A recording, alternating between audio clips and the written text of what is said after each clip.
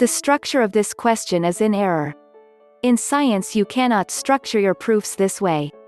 Your proper hypothesis is what proof do we have that global warming exists, and if it exists, what proof do we have that humans caused it?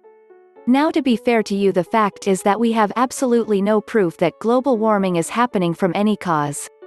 The fact is it is colder now than in the 1930s. We have excellent data on this. What we do see is that there are periodic rises and falls in temperature. The cause of which we neither have data enough to determine, nor do we have cause and effect processes proved to support why. So the very supposition that global warming exists is subject to being refuted. That would in of itself challenge mankind's influence. It is sort of hard to blame mankind for something that isn't happening. Now I know you have heard a lot of claims. I know you have heard a lot of fuss. But in fact we have no proof of any condition known as global warming. I live in a very unique area of the world. I live in Alabama. We are the third wettest state in the USA. 12% of the fresh water supply of North America rises in Alabama due to this fact. I live in what is for 9 months of the year a subtropical rainforest. The reason for this is equally unique. Note to Quora moderation, there are no sensitive images in this discussion, and claiming so is just idiotic. Viewers should feel safe to click on any images they treat as sensitive.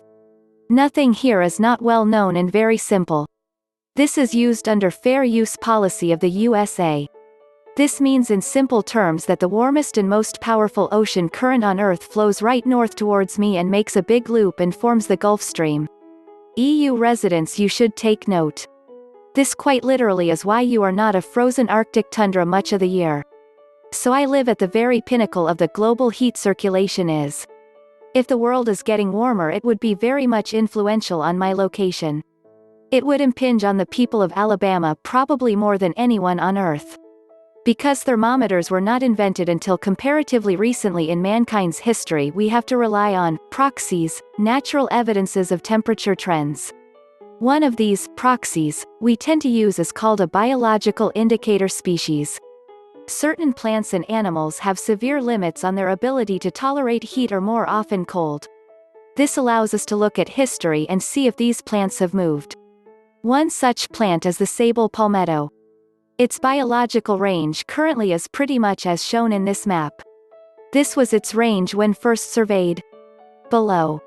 Clearly this plant has had most of its range destroyed by cooling of the climate.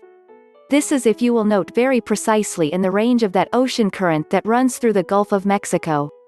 I am literally measuring the core temperature of the global climate, and the answer is very stunningly: there is no global warming.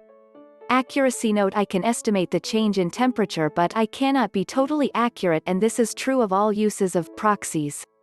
It is safe to say that the temperature has dropped more than 5°C. Now I know this indicator is even more profound because 500 years ago the American Indians clear up to the Ohio River used to thatch their roofs of their homes with the leaves of this plant.